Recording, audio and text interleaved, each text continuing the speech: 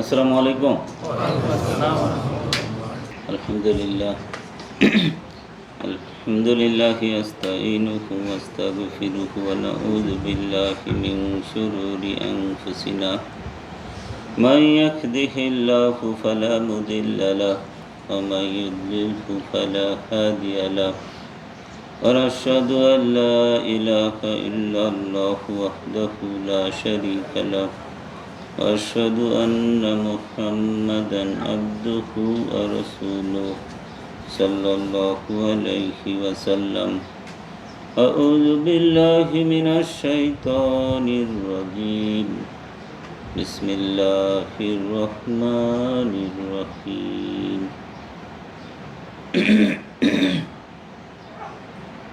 ألم نشرح لك صدرك ووضعنا عنك وزرك الذي أنقض ظهرك ورفعنا لك ذكرك فإن مع العسر يسرا إن مع العسر يسرا فإذا فرغت فانصب وإلى ربك فارغب صدق الله العظيم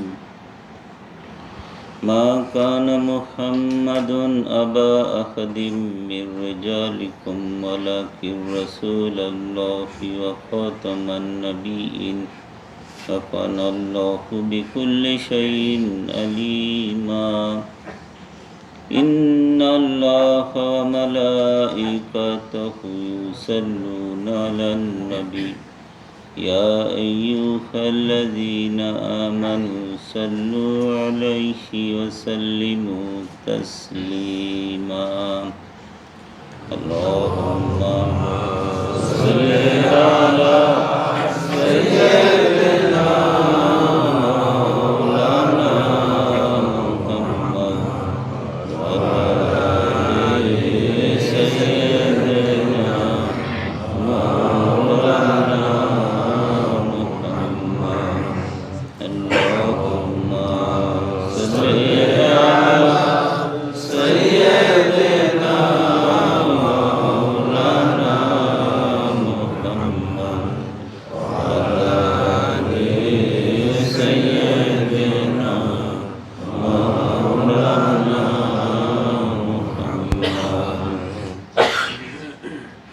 इश्क़ महबूब खुदा जिस दिल में हासिल नहीं लाखों मोमिन हो मगर ईमान में कामिल नहीं अल्लाहुम्मा सल्ली अला सय्यिदिना मौलाना मुहम्मद वअला आलि सय्यिदिना मौलाना मुहम्मद अल्लाहुम्मा सल्ली अला सय्यिदिना मौलाना मुहम्मद वअला आलि सय्यिदिना मौलाना मुहम्मद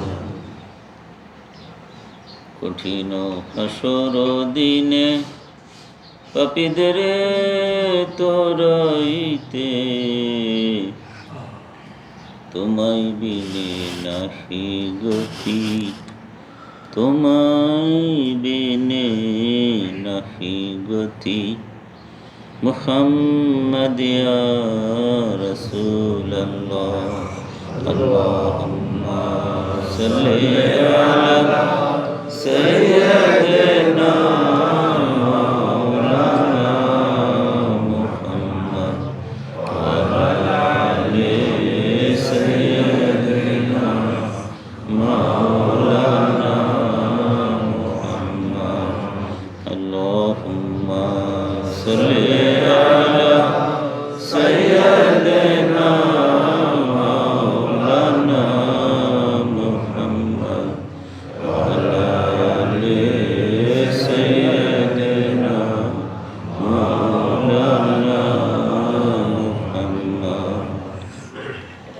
صلاة يا رسول الله عليكم سلام يا حبيب الله عليكم صلاة يا رسول الله عليكم سلام يا حبيب الله عليكم جلوة يا إمام المرسلين جلوة يا رحمة للعالمين صلاة يا رسول الله عليكم سلام يا حبيب الله عليكم صلاة يا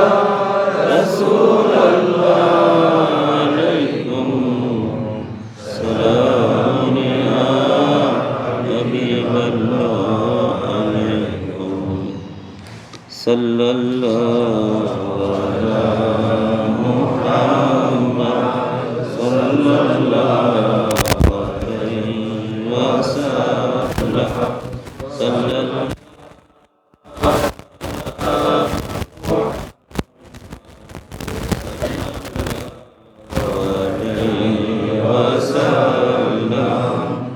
سات الشجر نطق الحجر شق القمر بإشارته صلى الله على محمد صلى الله عليه وسلم صلى الله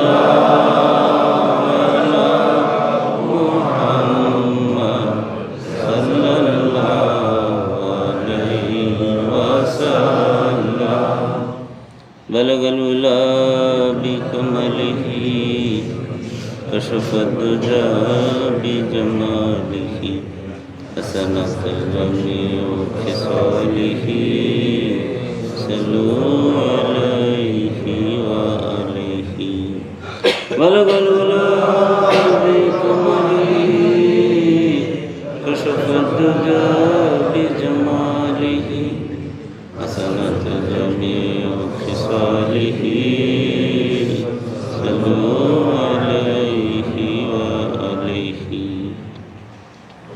আলহামদুলিল্লাহ। সমস্ত প্রশংসা প্রশস্তি যাবতীয় প্রকারের গৌরব সর্বময় ক্ষমতা আমাদের প্রভু প্রতিপালক আল্লাহ পাকের জন্য, যিনি আমাদেরকে সহ সকল কিছু সৃষ্টি করেছেন। সেই মহান প্রভু প্রতিপালকের জন্যই কৃতজ্ঞতা, আলহামদুলিল্লাহ।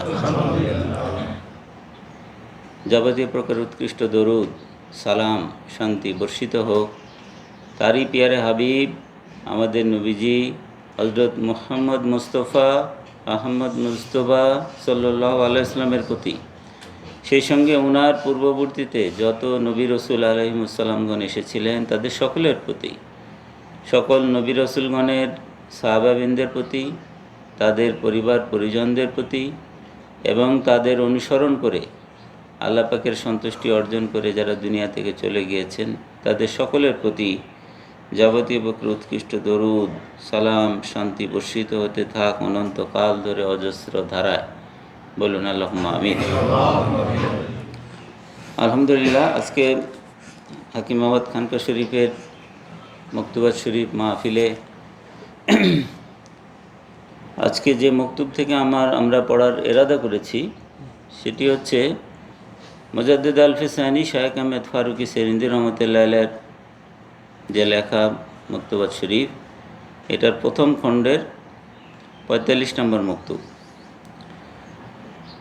এই মকতুবটি মুজাদ্দিদ আল-ফিসানি শায়েখ আহমেদ ফারুকি সেরিন্দি রহমতুল্লাহ আলাইহি লিখছেন, প্রশংসার পাত্র সৈয়দ শায়েখ ফরিদ রহমতুল্লাহ আলাইহির নিকট এই পত্র তদীয় পীর কেবলার ওফাত শরীফের পর লিখিতেছেন। খানকা শরীফের ফকিরগণের সাহায্য তাহারই প্রতি ন্যস্ত ছিল বলিয়া কৃতজ্ঞতা প্রকাশ করিতেছেন এবং রমজান শরীফের ফজিলত কিছু বর্ণনা করিতেছেন। আলহামদুলিল্লাহ যে এই রমজান মাসে আমাদেরকে আল্লাহ পাক রমজান পর্যন্ত পৌঁছিয়ে দিয়েছেন।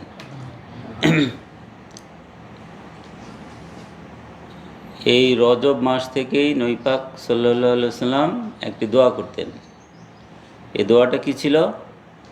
আল্লাহুম্মা বারিক লানা ফি রজব ওয়া শাবান ওয়া বাল্লিগনা রমাদান।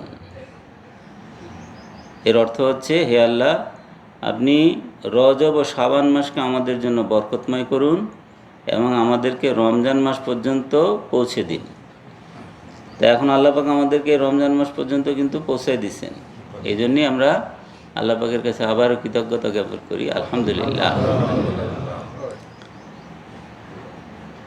রমজান মাস এটা তো অনেক ফজিলতের মাস, বিশিষ্ট মাস। কোরআনুল কারীমে কিন্তু আল্লাহ পাক এই সম্পর্কে বলেছেন সূরা বাকারাতে 183 নম্বর আয়াত। এখানে আল্লাহ পাক বলছেন, আউযু বিল্লাহি মিনাশ শাইতানির রাজিম, বিসমিল্লাহির রহমানির রহিম। ইয়া আইয়ুহাল্লাযীনা আমানু কুতিবা আলাইকুমুস সিয়ামু কামা কুতিবা আলাল্লাযীনা মিন ক্বাবলিকুম লাআল্লাকুম তাত্তাকুন। এর অর্থ হচ্ছে, হে মুমিনগণ, তোমাদের উপরে সিয়াম ফরজ করা হয়েছে যেভাবে ফরজ করা হয়েছিল তোমাদের পূর্ববর্তীদের উপর, যাতে তোমরা তাকওয়া অবলম্বন করো।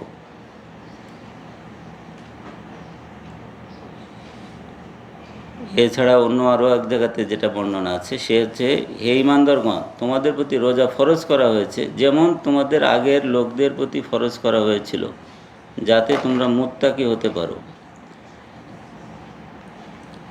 তো এখন বিষয়টা হচ্ছে যে মূল বিষয় কিন্তু ইবাদত বন্দেগী করার অন্যতম উদ্দেশ্য হচ্ছে আল্লাহ পাকের সন্তুষ্টি অর্জন। এবং এই বিষয়গুলি কিন্তু এই যে তাকওয়া বা মুত্তাকি হওয়া, তাকওয়া কিন্তু অন্তরের সঙ্গে সম্পর্কিত বিষয়, তাই না? এখন অন্তরের সঙ্গে যখন সম্পর্কিত, তখন অন্তরের পরিশুদ্ধি, পবিত্রতা গুরুত্বপূর্ণ। কারণ রোজা আমরা যে রাখি, রোজা কিন্তু সবার জন্য কি রোজা একরকম?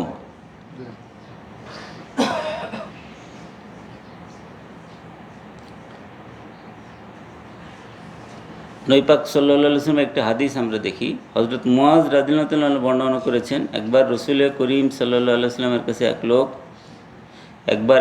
রাসূল করিম সাল্লাল্লাহু আলাইহি ওয়াসাল্লামের মহান সান্নিধ্যে উপস্থিত হয়ে জিজ্ঞাসা করল, হে রাসূলগণের মুকুটমণি, সর্বাধিক পুণ্যের অধিকারী কোন মুজাহিদ? তিনি সাল্লাল্লাহু আলাইহি ওয়াসাল্লাম বললেন, যে আল্লাহকে অধিক স্মরণ করে। লোকটি পুনরায় প্রশ্ন করল, সর্বাধিক পুণ্যবান রোজাদারকে? তিনি সাল্লাল্লাহু আলাইহি ওয়াসাল্লাম বললেন, যে আল্লাহর সর্বাধিক জিকিরকারী। এভাবে সে একে একে প্রশ্ন করল সর্বাধিক পুণ্যবান নামাজ, হজ, যাকাত ও দান খয়রাতকারী সম্পর্কে। রাসূল সাল্লাল্লাহু আলাইহি ওয়াসাল্লাম তার প্রতিটি প্রশ্নের জবাবে বললেন, যে আল্লাহকে অধিক স্মরণ করে। এরকম প্রশ্নোত্তর শুনে হযরত আবু বকর, হযরত ওমর রাদিয়াল্লাহু আনহু বললেন, সর্বাধিক জিকিরকারীরাই যে অধিকারী হলো সর্বাধিক পুণ্যের। রাসূল সাল্লাল্লাহু আলাইহি ওয়াসাল্লাম বললেন, অবশ্যই। অর্থাৎ এখানেই কিন্তু আমরা পাচ্ছি হাদিস শরীফের যে ব্যাখ্যাতে, সেটা হচ্ছে যে রোজাদারদের মধ্যেও যারা সর্বাধিক জিকিরকারী তারাই কিন্তু সর্বাধিক পুণ্যবান, তারাই কিন্তু আল্লাহ পাকের প্রিয় ভাজন। তো সুতরাং এই তাকওয়া, যেটা আমরা অন্তরের সঙ্গে সম্পর্কিত, এবং এই তাকওয়া অর্জিত হবে কিভাবে? তাকওয়া অর্জিত হবে এই জিকিরের মাধ্যমে। নবী পাক সাল্লাল্লাহু আলাইহি ওয়াসাল্লাম যে বলেছেন, লিকুল্লি শাইইন সাকালাতুন কুলুবি জিকরুল্লাহ।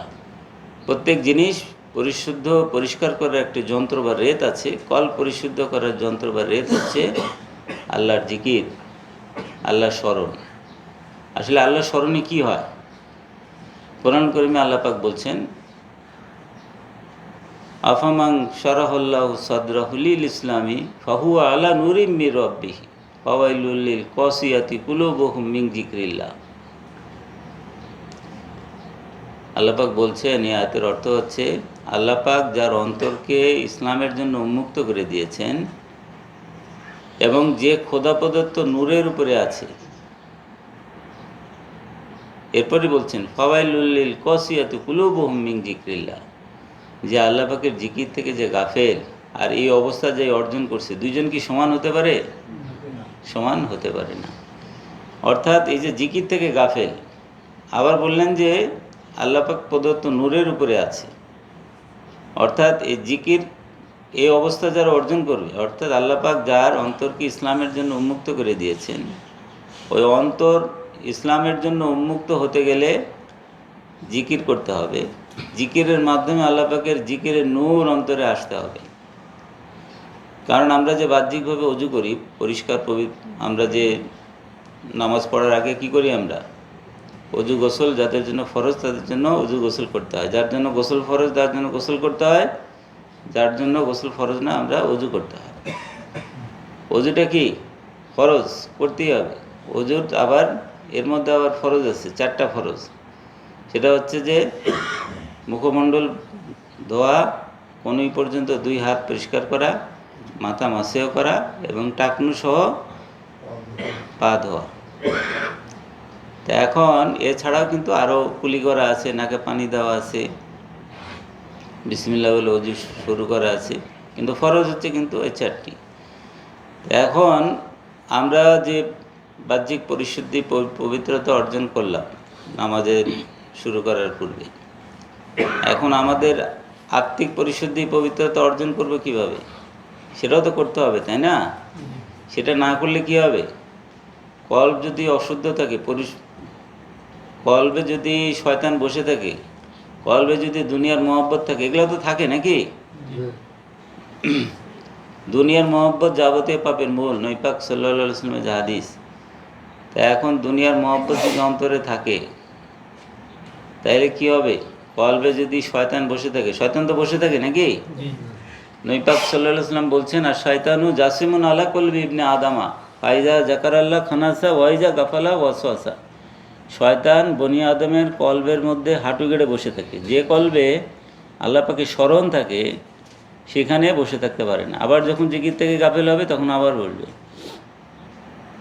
এই জন্য স্মরণটা এমন হতে হবে যেন আল্লাহ পাকের জিকিরের নূর সেখানে এসে পড়ে।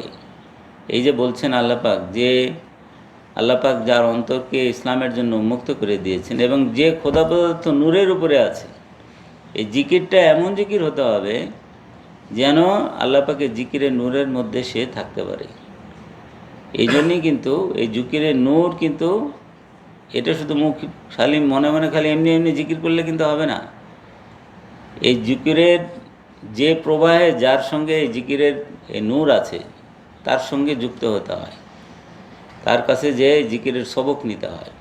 সবক নিলে, এবং আমরা এটাই দেখি যে এই যে তরিকাতে যে বায়াত হয়, বিভিন্ন আউলিয়া কেরামদের কাছে যে তরিকাতে বায়াত হওয়ার যে এই যে আমাদের যে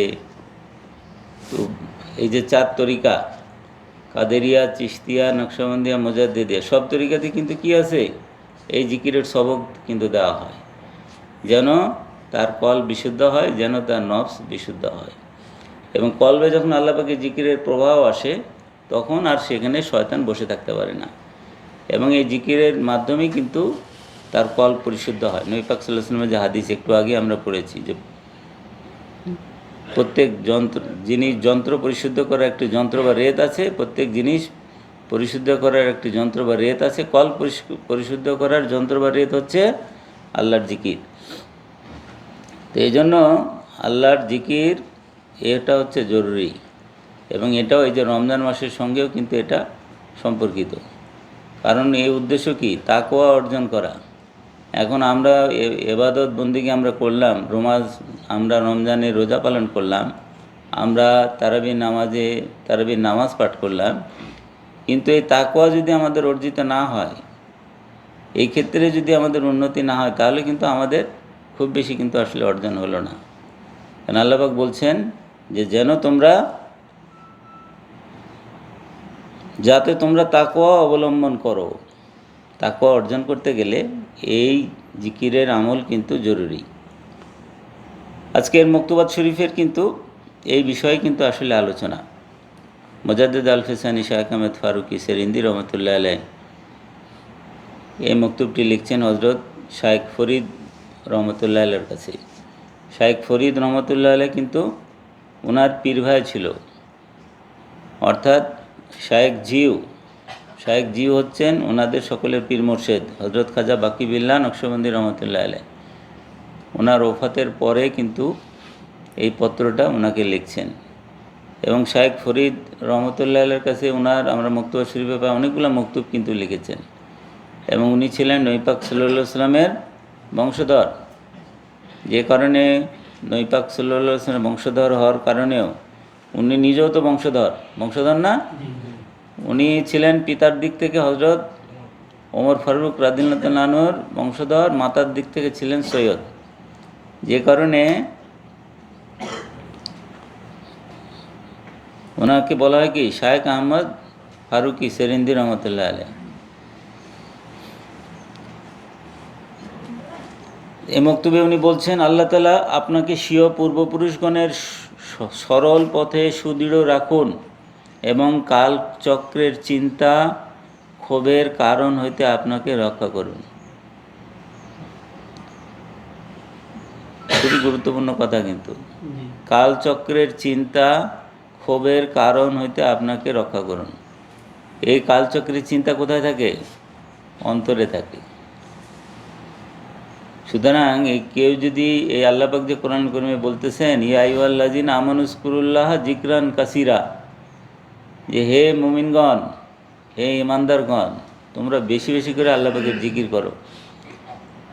এই আয়াতে করিমার ব্যাখ্যাতে যেটা আসছে যে আল্লাহ পাক যে নির্দেশ দিলেন বেশি বেশি করে জিকির করতে, এই বেশি বেশি সীমারেখা কত? বেশি বেশি সীমারেখা হচ্ছে ম্যাক্সিমাম লিমিট হচ্ছে সবসময়ের জন্য জিকির করা। কিসের জন্য?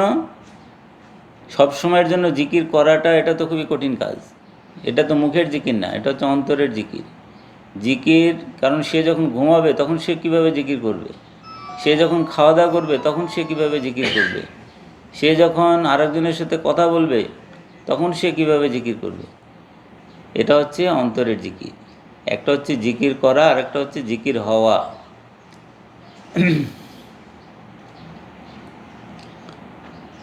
জিকির কিন্তু হয় না? আল্লাহ পাক কোরআন কারীমে বলতেছেন ফাজকুরুনি ওয়াজকুরুকুম, আমার জিকির করো আমি তোমার জিকির করব।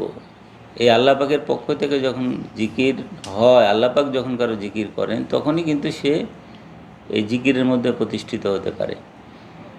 তো এইখানেই এটা বলছেন সেটা হচ্ছে যে কালচক্রের চিন্তা ক্ষোভের কারণ হইতে আপনাকে রক্ষা করুন। এই বিষয়টা কিন্তু আমাদের মনে রাখতে হবে। ক্ষোভ থেকে কি হয়? আত্মিক সংক্ষুব্ধতা তৈরি হয়। সংক্ষুব্ধতা থেকে তার ইবাদত বন্দিগিতে কিন্তু এটা ডিস্টারবেন্স তৈরি হয়। এ থেকে আল্লাহ পাক আমাদেরকে হেফাজত করুন। এরপরে বলছেন, যে যাহাকে ভালোবাসে সে তাহারই সঙ্গে। এই বিধান অনুযায়ী আল্লাহ তাআলার দোস্তগণ সর্বদাই তাহার সঙ্গে। যে যাকে ভালোবাসে সে তাহারই সঙ্গে। নবী পাক সাল্লাল্লাহু আলাইহি ওয়াসাল্লাম হাদিস, আল মারু মা মান আহাব্বা, যে যাকে ভালোবাসে সে তার সঙ্গে। এই জন্য আমাদের ভালোবাসার সম্পর্ক কার সঙ্গে করতে হবে? নবী পাক সাল্লাল্লাহু আলাইহি ওয়াসাল্লামের সঙ্গে আমাদের ভালোবাসার সম্পর্ক করতে হবে, তাই না? আর নবী পাক সাল্লাল্লাহু আলাইহি ওয়াসাল্লামের সঙ্গে ভালোবাসার সম্পর্ক তৈরি করতে গেলে এটা হচ্ছে আত্মিক ভালোবাসা, মহব্বত। একটা হচ্ছে যে ইমানদার হিসেবে তো আমরা ভালোবাসি সবাই, আর একটা হচ্ছে যে এই ভালোবাসাটা অর্জন করা আল্লাহ পাকের পক্ষ থেকে নিছক অনুগ্রহ হিসেবে যখন দান করেন। এই ভালোবাসা অর্জন করলে ভালোবাসা থাকে কোথায়? অন্তরে। অন্তর যদি বিশুদ্ধ না হয় তাহলে এই ভালোবাসা হচ্ছে পবিত্র ভালোবাসা। সুতরাং অন্তরকে আগে পরিশুদ্ধ করতে হয়। এই ভালোবাসার সন্নিধান যারা পেতে চায়, যারা এই ভালোবাসার সঙ্গে যুক্ত হতে চায়, তাদেরকে এই আত্মিক পরিশুদ্ধি পবিত্রতা অর্জন করতে হয়। অর্জন করলে এই নবী পাক সাল্লাল্লাহু আলাইহি ওয়াসাল্লামের এই পবিত্র ভালোবাসার সঙ্গে যুক্ত হওয়া যায়। আর নবী পাক সাল্লাল্লাহু আলাইহি ওয়াসাল্লামের সঙ্গে ভালোবাসা কোথায় আমাদেরকে পৌঁছাবে? আল্লাহ পাকের সঙ্গে ভালোবাসা আমাদের সঙ্গে যুক্ত করবে। আর এই ভালোবাসার সঙ্গে যুক্ত হতে গেলে নবী পাক সাল্লাল্লাহু আলাইহি ওয়াসাল্লামের যারা খাঁটি প্রতিনিধি যারা থাকে, এই যারা প্রত্যেক জামানাতে যারা থাকে, তাদের সঙ্গে মহব্বত ভালোবাসার সম্পর্ক স্থাপন করতে হয়। এই ভালোবাসাই তাকে নবী পাক সাল্লাল্লাহু আলাইহি ওয়াসাল্লামের ভালোবাসার সঙ্গে যুক্ত করে দেয়, এবং এই ভালোবাসাই তাকে আল্লাহ পাকের সঙ্গে ভালোবাসার সঙ্গে যুক্ত করে দেয়। তো যে যাকে ভালোবাসে সে তাহারই সঙ্গে, এই বিধান অনুযায়ী আল্লাহ তাআলার দোস্তগণ সর্বদাই তাহার সঙ্গে। দৈহিক সম্বন্ধ উক্ত সঙ্গলাপের এক প্রকার প্রতিবন্ধক বটে। এই অন্ধকারময় দেহের কাঠামো হতে মুক্তি লাভের পর সবই যেন নিকট হইতে নিকটতর, এবং সবই যেন মিলন। কারণ মৃত্যু সেতুতুল্য, বন্ধুকে বন্ধুর সহিত সম্মিলিত করিয়া দেয়, তাহা ইহারই আভাস মাত্র। নবী পাক সাল্লাল্লাহু আলাইহি ওয়াসাল্লামের যে হাদিস, মৃত্যু সেতুতুল্য, বন্ধুকে বন্ধুর সহিত মিলাইয়া দেয়। সবার ক্ষেত্রে তো এরকম হবে না। হবে? যারা ঈমানদার না তাদের কি এরকম হবে? বা যারা গুনাহগার মুসলমান তাদের জন্য কি এটা হবে? বন্ধুকে বন্ধুর সহিত মিলাইয়া দেয়। এটা কি আল্লাহ পাকের যারা বন্ধু, আল্লাহ পাকের বন্ধু কারা? যারাদের সঙ্গে আল্লাহ পাকের এই মহব্বত ভালোবাসার সম্পর্ক যাদের হয়েছে। আর ভালোবাসার সম্পর্ক হতে গেলে কিভাবে হয়? আমরা যেটা দেখতেছি যে কলব যখন সলিম হতে হয়, আল্লাহ পাক কোরআন কারীমে বলছেন সূরা শুআরাতে, ইয়াউম আলা মালু আলা বানুন ইল্লা মান আতাল্লাহ বিকলবিন সালিম।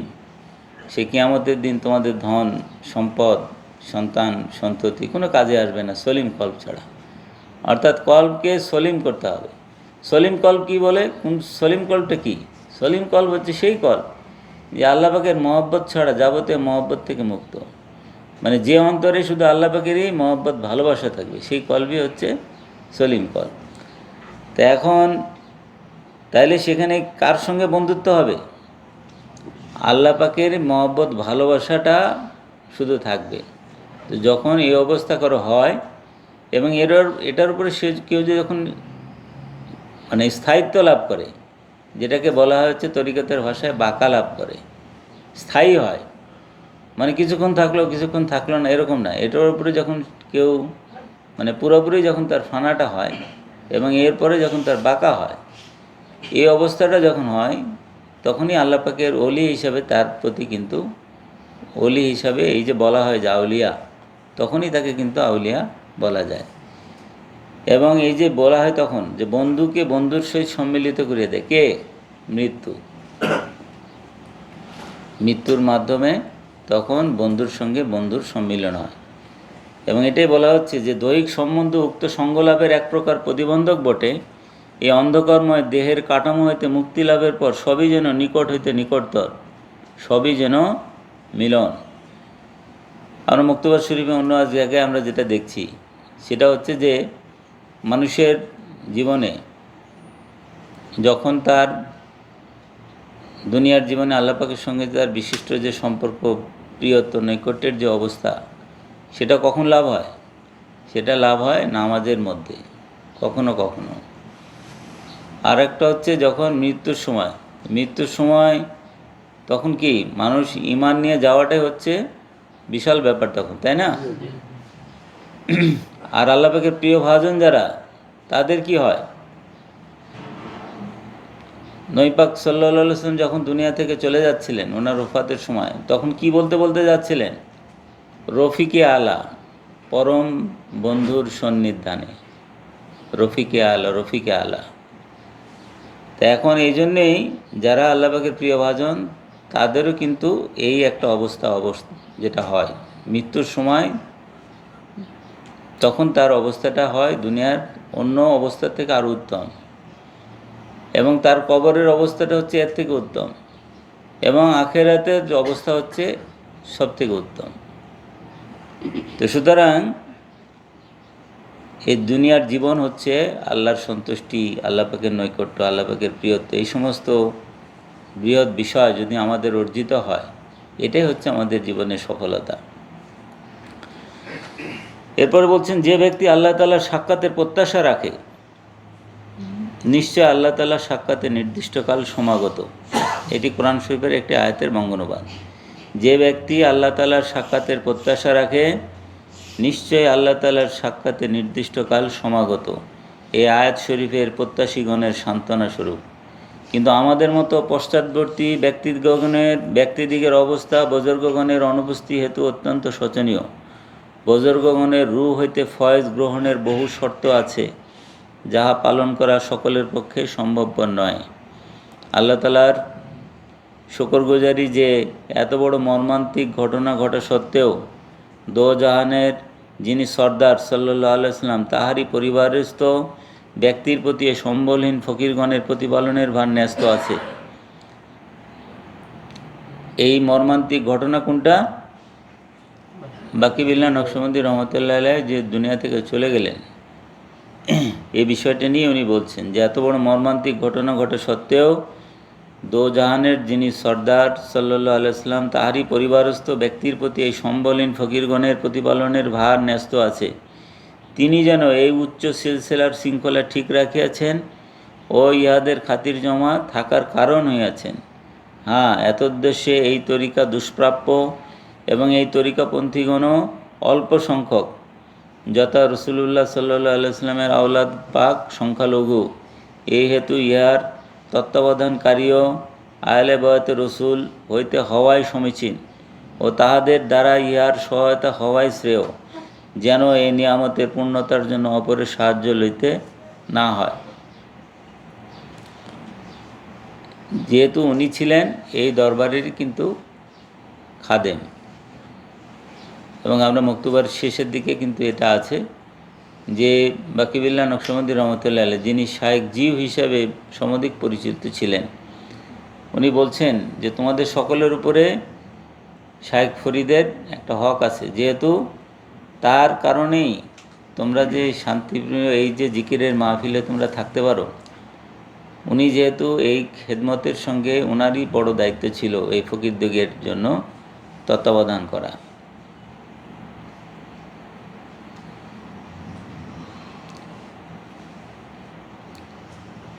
অতএব ফকিরগণের প্রতি এই তরিকার কৃতজ্ঞতা প্রকাশ করা যেরূপ কর্তব্য, তদ্রূপ আহলে বায়াত রসুল সাল্লাল্লাহু আলাইহি ওয়াসাল্লাম কর্তৃক ইহার তত্ত্বাবধান হইতেছে তাহার শুকরগুজারি করা অবশ্য কর্তব্য। এরপরে বলছেন খুবই গুরুত্বপূর্ণ একটি বিষয় আর কি। মানব জাতি মনের শান্তির যেরূপ মুখাপেক্ষী, তদ্রূপ বাহ্যিক শান্তিরও মুখাপেক্ষী, বরং ইহাই অগ্রগণ্য। মানে আমরা কি আমাদের বাহ্যিক শান্তি যেরকম আমাদের দরকার, আমাদের মনের শান্তিও আমাদের দরকার। বাহ্যিক শান্তির সঙ্গে যদি মনের শান্তি যুক্ত না হয় তাহলে কি হয়? আসলে আমরা কিন্তু এই শান্তি কিন্তু এটা হয় না। আবার আপনি আত্মিক শান্তি যদি থাকে, বাহ্যিক যদি কোনো বিষয় থাকে, সেটাও কিন্তু আসলে পূর্ণ শান্তি হয় না। এই পূর্ণ শান্তি কখন হবে? যখন তার বাহ্যিক শান্তি যেমন হবে, আবার আত্মিক শান্তিও যখন হবে। এই মুখাপেক্ষিতার আধিক্য আবার পড়ি আমি। মানব জাতি মনের শান্তির যেরূপ মুখাপেক্ষী, তদ্রূপ বাহ্যিক শান্তিরও মুখাপেক্ষী, বরং ইহাই অগ্রগণ্য। অধিকিন্তু সৃষ্ট জীবগণের মধ্যে মানব জাতি অধিক মুখাপেক্ষী। এই মুখাপেক্ষিতার আধিক্য তাহার সমষ্টিভূতির কারণেই হইয়াছে। কেননা যাবতীয় সৃষ্ট বস্তুর যাহা আবশ্যক, একাই মানবের তাহা আবশ্যক, এবং যাহার মুখাপেক্ষী তাহার সহিত সম্বন্ধ রাখে। অতএব মানব অন্য সকল হইতে অধিক সম্পর্কধারী এবং অন্যের সহিত সম্পর্ক আল্লাহ তাআলার হইতে বিরত রাখে। সুতরাং সর্ববিধ সৃষ্টির মধ্যে মানব জাতি অধিক বঞ্চিত। এরপরে একটি কবিতা বলছেন, সকলের শেষে হলো মানব সৃজন, তাই সে বেগানা হয়ে রইল আজীবন। সে যদি স্বদেশে ফিরে যেতে নাই চায়, অভাগা তাহার মতো কে আছে ধরায়। মানুষকে আল্লাহ পাক সবচেয়ে শেষে সৃষ্টি করেছেন, এবং মানুষকে যে সৃষ্টি করেছেন, এই যে সকল সৃষ্টির যে মুখাপেক্ষিতা, এক মানুষেরই হচ্ছে সেই মুখাপেক্ষিতা। এবং মুখাপেক্ষিতা আমাদের যার সাথে থাকে, যে বিষয়ের মুখাপেক্ষিতা করে, যেমন রিজিক আমাদের অর্জন করতে হয়, তো রিজিক অর্জন করতে গেলে রিজিকের তালাশ করতে হয়, কাউকে ব্যবসা করতে হয়, চাকরি করতে হয় বা অন্য কিছু করতে হয়। এখন ওই বিষয়ে কিন্তু তাকে মনোযোগী হতে হয়। তাহলে হবে কি, এই যে তাকে মনোযোগী হতে হচ্ছে, মুখাপেক্ষিতা তার, তাহলে এই বিষয়ে যখন সে মুখাপেক্ষিত হচ্ছে, তখন এটার কারণে কিন্তু আল্লাহ পাকের স্মরণ থেকে, আল্লাহ তাআলার সঙ্গে যে সম্পর্ক, সেটা থেকে কিন্তু সে ডিটাচড হয়ে যেতে পারে। যেমন অসুস্থতা যখন থাকে শরীরে, তখন কিন্তু মানুষ কি করতে পারে, তখন কিন্তু এই অসুস্থতা যখন তীব্র হয়, তখন তো সে যখন যেমন সেন্সলেস থাকে না, তখন তো ইবাদতও করতে পারে না। যখন তীব্রতা থাকে অসুস্থতার, দেখা যায় যে ওইভাবে সে কিন্তু ইবাদত করতে পারে না। তো এখন এরকমভাবে মানুষের মুখাপেক্ষিতা হচ্ছে সবচেয়ে বেশি। এই মুখাপেক্ষিতা বেশির জন্যই কিন্তু মানুষের প্রতি আল্লাহ পাকের যে অনুগ্রহ, এটাও হচ্ছে কিন্তু সবচেয়ে বেশি। এটাই উনি বলছেন যে এই এই কিসের জন্য মুখাপেক্ষিতা, মানুষকে সৃষ্টি করা হয়েছে সমষ্টিভূতি। অন্য অন্য যে সমস্ত প্রাণীকুল, তাদেরকে যেমন সৃষ্টি করা হয়েছে, সেখানে তাদেরকে আগুন, পানি, মাটি, বাতাস এগুলো দিয়ে সৃষ্টি করা হয়েছে। মানুষকেও কিন্তু আগুন, পানি, মাটি, বাতাসের সম্মিলনে তৈরি করা হয়েছে। এর সঙ্গে আবার তাকে কিছু সূক্ষ্ম লতিফা দিয়ে দেওয়া হয়েছে। এই সূক্ষ্ম লতিফাগুলো হচ্ছে কল, রূহ, সের, খফি, আকফা। তো মানুষের এ বিষয় কিন্তু অন্য। যেমন সমষ্টিভূতি সম্পর্কে যে এখানে বলছেন টিকাতে, যে সমষ্টিভূতি অর্থাৎ বিভিন্ন উপকরণের সম্মিলন। মানব দেহের অন্যান্য সৃষ্টি হইতে উপকরণের সংখ্যাধিক্য আছে। মানব ব্যতীত যে কোনো জীবনধারী বস্তু হোক না কেন, তাহাতে শুধু পার্থিব উপকরণ চতুষ্টয়, অর্থাৎ যথা অগ্নি, বায়ু, মৃত্তিকা এবং পানি বর্তমান আছে। এবং মানব দেহে ইহা ব্যতীত সূক্ষ্ম জগতের 5টি জ্যোতির্ময় বস্তু আছে, যথা কল, রূহ, সের, খফি, আকফা। অতএব মানব দেহে সমষ্টিভূতি অধিক। এই সমষ্টিভূতি অধিক হওয়ার কারণেই কিন্তু তার মুখাপেক্ষিতাও বেশি। মুখাপেক্ষিতা বেশি হওয়ার কারণেই কিন্তু তার প্রতি আল্লাহ পাকের অনুগ্রহ কিন্তু বেশি। এই জন্য আবার এই সমষ্টিভূত হওয়ার কারণেই সে সকল সৃষ্ট পদার্থ হইতে শ্রেষ্ঠত্ব লাভ করিয়াছে। এই হিসাবে তাহার দর্পণ পূর্ণতর। দর্পণ মানে যার মাধ্যমে আল্লাহ পাকের সঙ্গে তার যে কমিউনিকেশন যেটা হবে, তার দর্পণ হচ্ছে পূর্ণতর। এই মুখাপেক্ষিতার জন্যই, এই সমষ্টিভূতির জন্যই যাবতীয় বস্তুর মধ্যে যে আবির্ভাব আছে, উহার এক দর্পণ মধ্যেই তাহা আছে। অতএব এই হিসাবে সর্ববিধ সৃষ্টির মধ্যে মানব জাতির শ্রেষ্ঠ, পক্ষান্তরে যাবতীয় সৃষ্টি হইতে সেই নিকৃষ্ট। তাই সৃষ্টি শিরোমণি হজরত মোহাম্মদ রসুল সাল্লাল্লাহু আলাইহি ওয়াসাল্লাম যেমন মানব বংশজাত, এবং নিকৃষ্টতর আবু জহলও এই বংশজাত। ইহাতে কোনো সন্দেহ নাই যে এই ফকিরগণের বাহ্যিক খাতির জমার জিম্মাদারি আপনার প্রতি ন্যস্ত আছে, এবং অভ্যন্তরীণ শান্তির জিম্মাদারির বিষয়ও পুত্র পিতার নমুনাস্বরূপ প্রবাদ অনুযায়ী আপনার প্রতি পূর্ণ আশা রাখি। আপনার পত্র যখন মোবারক রমজান মাসে শুভগমন করিল, তখন মনে হইল যে উক্ত সম্মানার্হ মাসের ফজিলত উৎকর্ষ কিঞ্চিত বর্ণনা করি। এখানে উনি রমজান মাস নিয়ে কিন্তু বলেছেন। আজকে যে আমাদের খুতবাতে কিন্তু এই বিষয়ে কিন্তু আলোচনায় অলরেডি এসেছে। তারপর আমি এখান থেকে পড়ছি। জানা আবশ্যক যে পবিত্র রমজান মাস অতীব সম্মানী। এই মাসে নামাজ, জেকের, সদকা ইত্যাদি প্রকারের যে কোনো আমল, নফল ইবাদত করা হোক না কেন, তা অন্যান্য মাসের ফরজের তুল্য মূল্য রাখে, এবং উক্ত মাসের ফরজ ইবাদতসমূহ অন্য মাসের ফরজের 70 গুণ অধিক মূল্য রাখে। কেউ যদি এই মাসে কোনো রোজাদার ব্যক্তিকে খানা ও ইফতার করায়, আল্লাহ পাক তাকে ক্ষমা করিয়া দোজখ হইতে নিষ্কৃতি প্রদান করিবেন, এবং উক্ত রোজাদারের সোয়াবের অনুরূপ সোয়াব ইহাকেও প্রদান করিবেন। অবশ্য ওই রোজাদারের সোয়াব কিছুমাত্র লাঘব হইবে না। উক্ত মাসে কেউ যদি স্বীয় ভৃত্যদিগের কার্য লাঘব করে তবে তাহাকেও আল্লাহ পাক ক্ষমা করিবেন এবং দোজখ হইতে মুক্তি দান করিবেন। হযরত নবী করিম সাল্লাল্লাহু আলাইহি ওয়াসাল্লাম এই মাসে বন্দীদিগকে মুক্তি দান করিতেন এবং তাহার নিকট যে যাহা প্রার্থনা করিত তাহাই প্রদান করিতেন। এই মাসে কাহাকেও আল্লাহ তাআলা যদি নেক কাজ করিতে তৌফিক প্রদান করেন, সে বৎসর ধরিয়া নেক কাজ করিবার সুযোগ প্রাপ্ত হইবে। কিন্তু এই মাস যদি অশান্তিতে অতিবাহিত হয়, তবে বৎসর ভরিয়া তাহার অশান্তি চলিবে। অতএব যথাসাধ্য প্রফুল্ল চিত্ত শান্তির সহিত এই মাস অতিবাহিত করার চেষ্টা করা উচিত। এই মাসকে আল্লাহ তাআলার যথেষ্ট নিয়ামত মনে করা উচিত।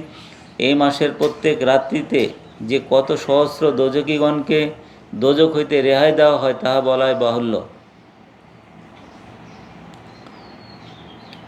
উক্ত মাসে বেহেশতের দ্বারসমূহ উন্মুক্ত এবং দোজখের দ্বারসমূহ আবদ্ধ করিয়া রাখা হয়। শয়তানদিগকে জিঞ্জিরাবদ্ধ করিয়া রাখা হয় এবং রহমতের দুয়ারগুলি খুলিয়া রাখা হয়। অবিলম্বে ইফতার এবং অতি বিলম্বে সেহরি করা রাসূল সাল্লাল্লাহু আলাইহি ওয়াসাল্লামের সুন্নত। তিনি এই বিষয়ে বিশেষ তাগিদ করিয়াছেন। বোধহয় বিলম্বে সেহরি এবং অবিলম্বে ইফতার করার মধ্যে অবশ্য বান্দার অক্ষমতা ও মুখাপেক্ষিতার পরিচয় পাওয়া যায়, যা বন্দেগীর মাকামে উপযোগী। এই যে এখানে একটি কথা কিন্তু খুবই গুরুত্বপূর্ণ, সেটি হচ্ছে এই মাস যদি অশান্তিতে অতিবাহিত হয় তবে সারা বৎসর তার অশান্তিতে চলিবে। অতএব যথাসাধ্য প্রফুল্ল চিত্ত শান্তির সহিত এই মাস অতিবাহিত করার চেষ্টা করা উচিত এবং এই মাসকে আল্লাহ তাআলার যথেষ্ট নিয়ামত মনে করা উচিত। এটার বিষয়ে কিন্তু আমাদের মনোযোগী হতে হবে। অনেক সময় বাহ্যিক বিভিন্ন কারণে আমাদের প্রতি অনেক সময় চলে আসে, এটার চেষ্টা করা উচিত যাতে এটাকে ডিফার করে দেওয়া যায় যদি, কারণ এই মাসটার সম্মানে আমাদেরকে কি থাকতে হবে, শান্তির সহিত আমাদের অতিবাহিত করার চেষ্টা করতে হবে। যে কারণে কিন্তু ওই যে প্রথমেই যে মুক্তবের প্রথমেই যে এসছে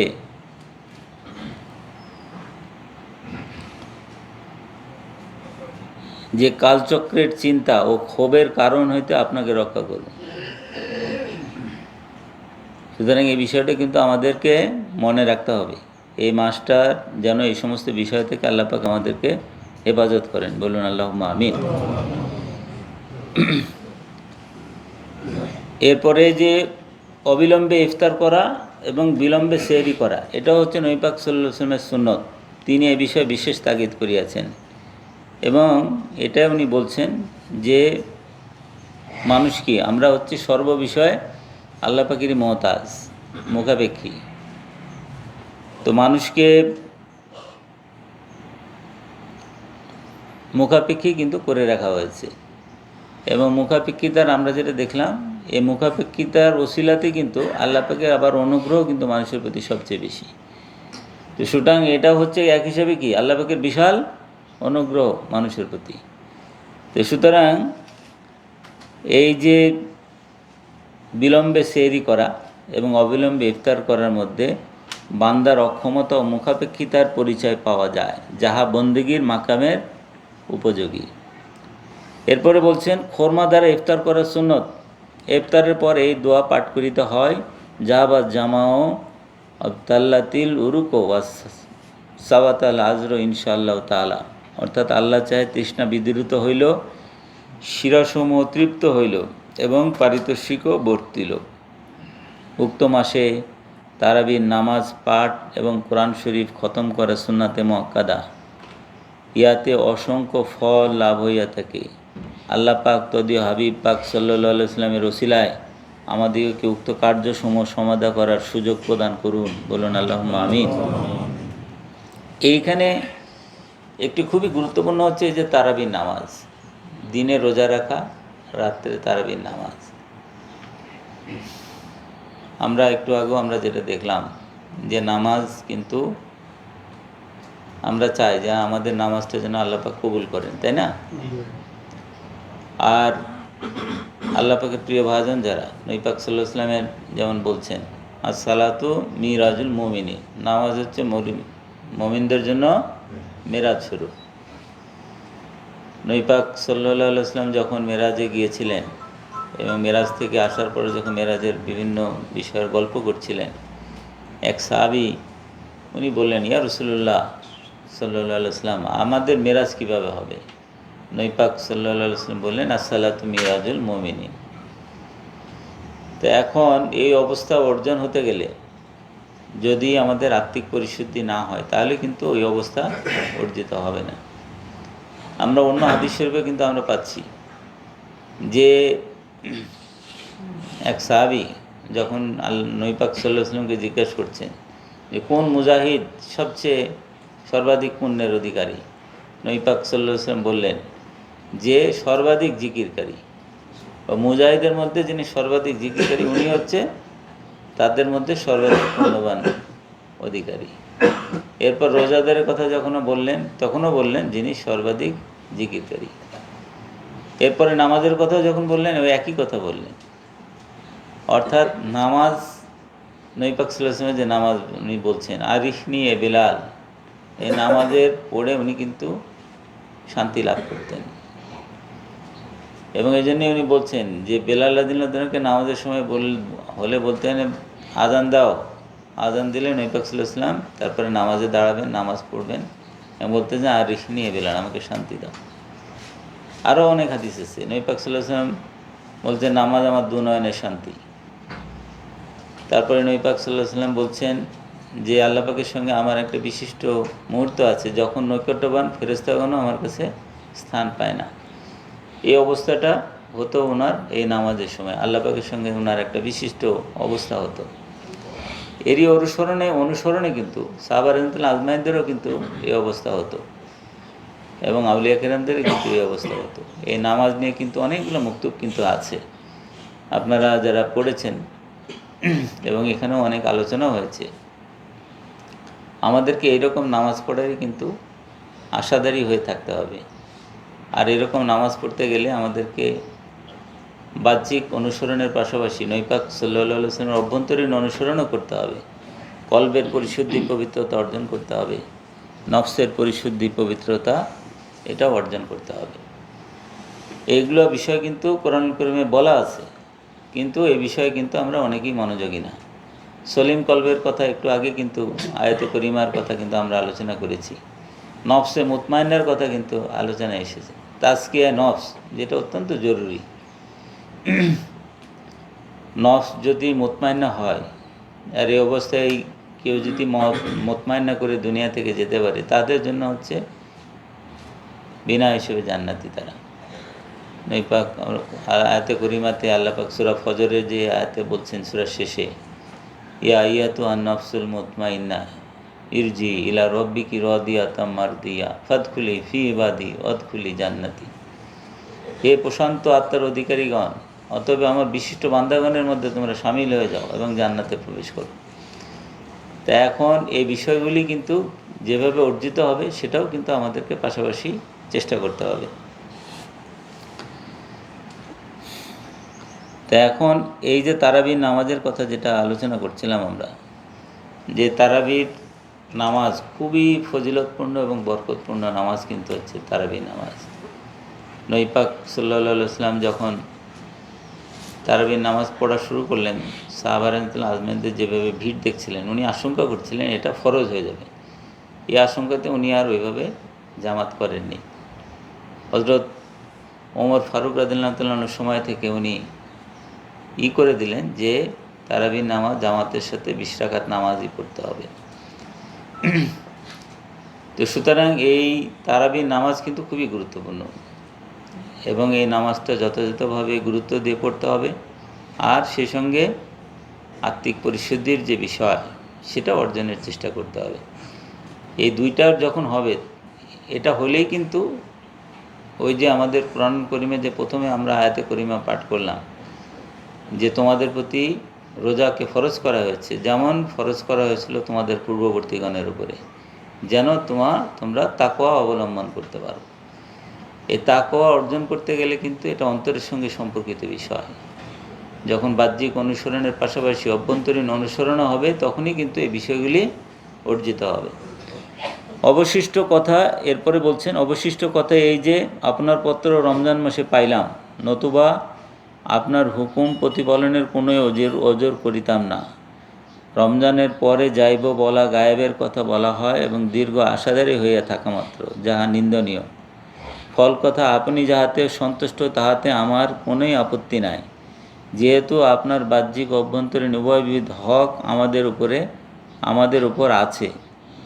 হজরত পীর কেবলা কুদ্দেসা সিররুহু ফরমাইয়াছিলেন যে শায়েখ জিউয়ের হক তোমাদের সকলের উপরে বর্তমান আছে, কেননা তিনি তোমাদের এই শান্তির কারণ। অর্থাৎ শায়েখ জিউ আসলে বলা হচ্ছে হজরত ফরিদ রহমতুল্লাহ আলাইকেই বলা হচ্ছে শায়েখ জিউ। তো ওনার কথাই বলছিলেন ওনাদের পীর কেবলা হজরত বাকিবিল্লাহ নকশবন্দি রহমতুল্লাহ আলাইহ, যে শায়েখ জিউয়ের হক তোমাদের সকলের উপরে বর্তমান আছে, কেননা তিনিই তোমাদের এই শান্তির কারণ। হজরত নবী করিম সাল্লাল্লাহু আলাইহি ওয়াসাল্লাম এবং তাহার আওলাদগণের উসিলায় আল্লাহ পাক আমাদিওকে স্বীয় মর্জি অনুযায়ী নেক কাজ করিবার সর্বদা সুযোগ প্রদান করুন। অধিক আর কি লিখিয়া কষ্ট দিব। এখানেই এই মক্তবের শেষ। এই মক্তবটি আসলে রমজান মাস আসলে আমরা পড়ি, কিন্তু এই মক্তবে কিন্তু অনেক বিষয় কিন্তু আলোচনা এসেছে। এই যে মানবের সৃষ্টি রহস্য, মুখাপেক্ষিতার জন্যই যে আল্লাহ পাকের যে আমাদের প্রতি এত অনুগ্রহ, এইসব বিষয় কিন্তু এখানে এসেছে এবং সেই সঙ্গে রমজান মাসের অনেক গুরুত্বপূর্ণ কথা কিন্তু এখানে আলোচনায় এসেছে। আল্লাহ পাক আমাদেরকে এই রমজান শরীফের পূর্ণ ফজিলত আমাদেরকে দান করুন এবং সেই সঙ্গে আল্লাহ পাক এই যে রমজানকে পূর্ববর্তীগণের যেমন ফরজ করা হয়েছিল আমাদের প্রতি ফরজ করা হয়েছে এবং এই তাকওয়া অবলম্বনের কথা বলেছেন, লাআল্লাকুম তাত্তাকুন। এই অবস্থা যেন আমরা অর্জন করতে পারি সেই তৌফিক আমাদেরকে দান করুন, বলুন আল্লাহুম্মা আমিন। ওয়া আখির দাওয়ানা আলহামদুলিল্লাহি রাব্বিল আলামিন। আজকের আলোচনা এখানেই শেষ। এখন মোনাজাত হবে। সূরা ফাতিহা শরীফ একবার, সূরা ইখলাস শরীফ 3 বার, আগে বেছে দরুদ শরীফ পড়ুন। জি।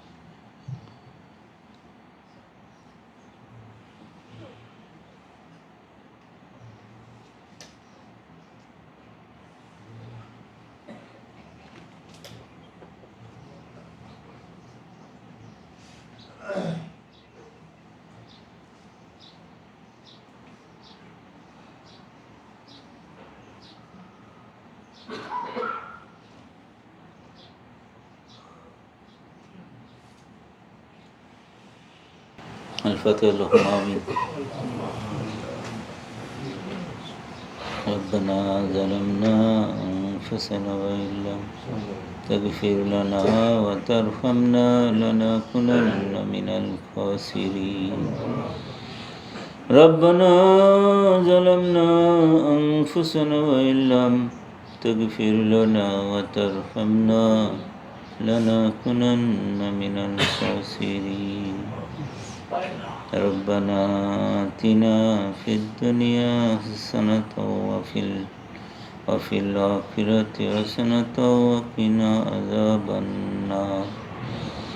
اللهم انصرنا فإنك خير الناصرين.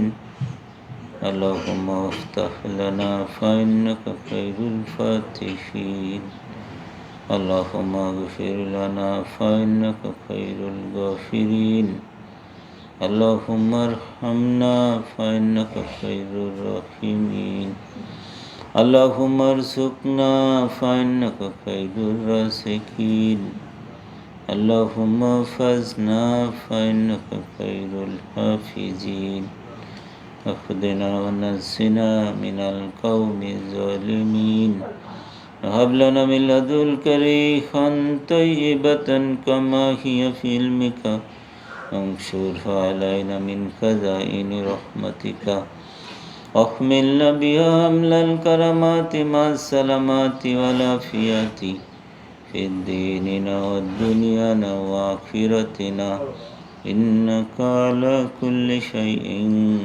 قدير يا غفور رحيم রহমান রহিম।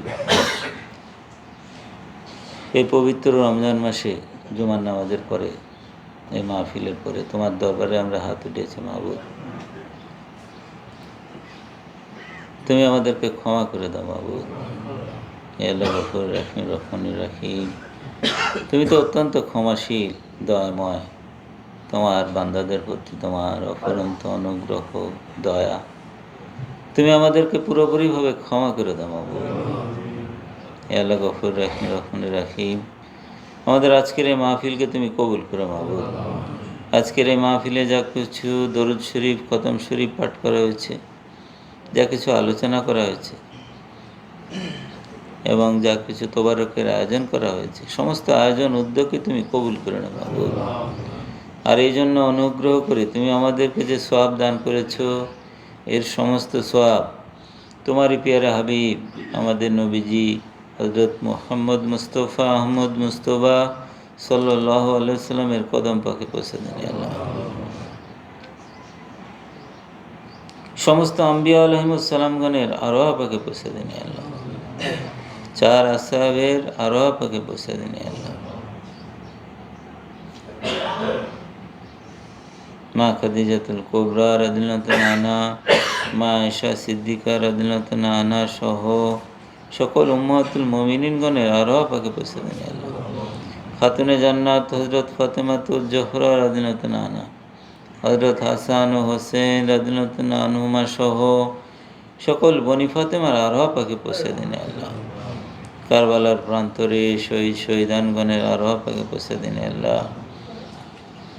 আশার মুবাশশিরা তামাম সাহাবা রাদিয়াল্লাহু আজমাইন, শহীদান 12 ইমাম হযরত খাজা খাজেগান সকলে আরওয়াহ পাকে পৌঁছে দেন আল্লাহ। ইমাম আবু হানিফা রহমতুল্লাহ আলাইহি সহ অন্যান্য ইমামগণের আরওয়াহ পাকে পৌঁছে দেন আল্লাহ। পীর দস্তগীর হযরত আব্দুল কাদের জিলানী রহমতুল্লাহ আলাইহি, হযরত খাজা গরিবে নওয়াজ খাজা মঈনুদ্দিন চিশতি আজমিরি রহমতুল্লাহ আলাইহি, হযরত খাজা সাবের কালিয়ারি রহমতুল্লাহ আলাইহি, হযরত খাজা বাহাউদ্দিন নকশবন্দ বুখারী রহমতুল্লাহ আলাইহি, হযরত খাজা বাকিবিল্লাহ নকশবন্দি রহমতুল্লাহ আলাইহি, হযরত খাজা কায়েমে জামান ইমাম রব্বানী মুজাদ্দিদ আল ফিসানি শায়খ আহমেদ ফারুকি সেরিন্দি রহমতুল্লাহ আলাইহি, হযরত খাজা মোহাম্মদ মাসুম বিল্লাহ রহমতুল্লাহ আলাইহির আরওয়াহ পাকে পৌঁছে দিন আল্লাহ। কাদেরিয়া, চিশতিয়া, নকশবন্দিয়া, মুজাদ্দিদিয়া সহ অন্যান্য তরিকাতে যত গাউস কুতুব পীর অলিয়া দুনিয়া থেকে চলে গিয়েছেন, সকলে আরওয়াহ পাকে পৌঁছে দিন আল্লাহ। হযরত রিয়াসুদ্দিন আলী খান শাহজাহানপুরি রহমতুল্লাহ আলাইহি, হযরত বরফকির আহমদ আসরার আলী ওরফে আমিনউদ্দিন সাহেব হানাফি রহমতুল্লাহ আলাইহি, দাদা পীর হযরত হাকিম আব্দুল হাকিম রহমতুল্লাহ আলাইহি, সৈয়দনা শায়খনা মুর্শিদনা ওসিলাতনা মুজাদ্দিদে মিয়াত মাজারুস সুন্নাহ হযরত মোহাম্মদ মামুনুর রশিদ আব্বাসুর কিবলা রহমতুল্লাহ আলাইহির আরওয়াহ পাকে পৌঁছে দিন আল্লাহ। আমাদের দাদিমণি দাদু হুজুর আম্মা হুজুর তাদেরও আরওয়াহ পাকে পৌঁছে দিন আল্লাহ।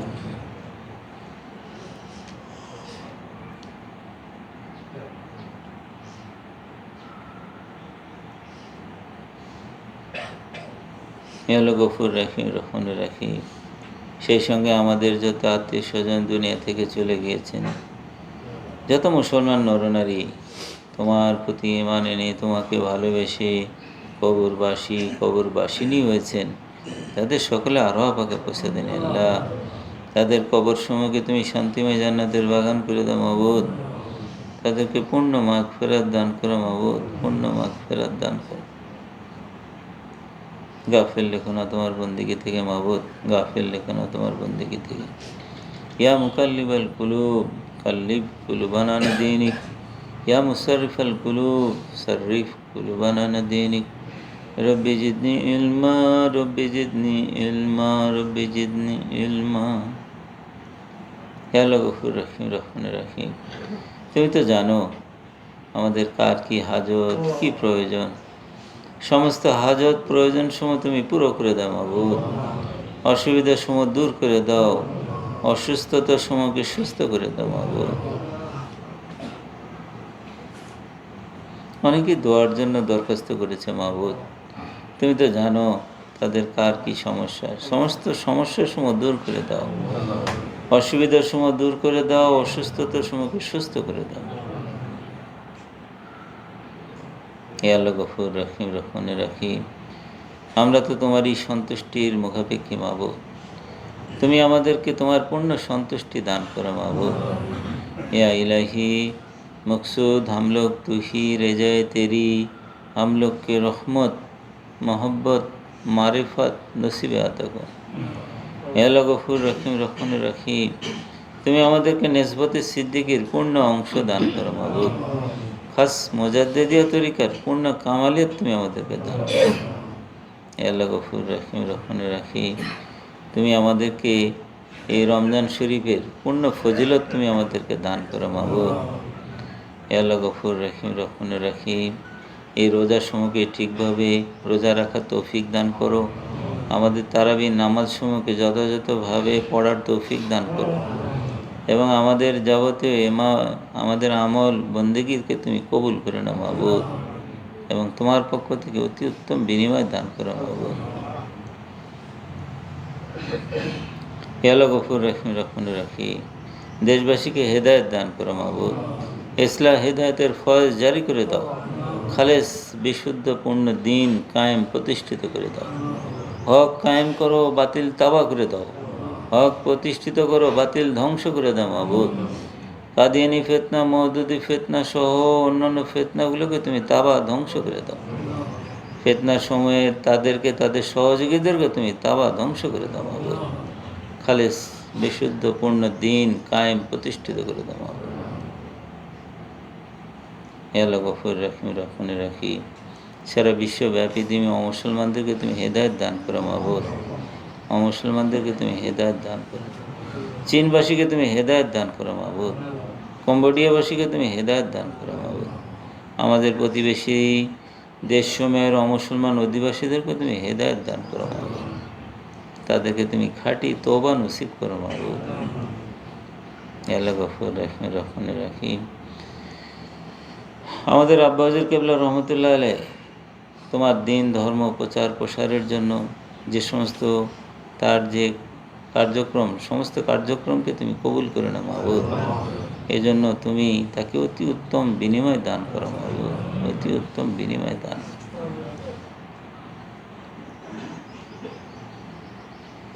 ইলাহি বাহকে বনি ফাতেমা এবার কৌলে ইমাকুনি ফাতেমা।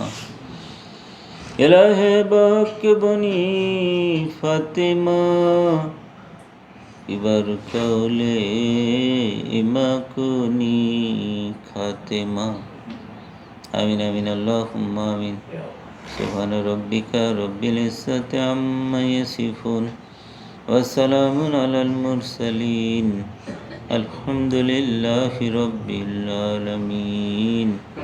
ওয়া সাল্লাল্লাহু তাআলা খাইরি খালকিহি মুহাম্মাদি ওয়া আলিহি আসহাবিহি আহলে বাইতিহি আজওয়াজিহি আজমাইন বিরহমাতিকা ইয়া আরহামার রাহিমিন। বাকি লা ইলাহা ইল্লাল্লাহু মুহাম্মাদুর রাসূলুল্লাহ সাল্লাল্লাহু আলাইহি ওয়াসাল্লাম। আসসালামু আলাইকুম।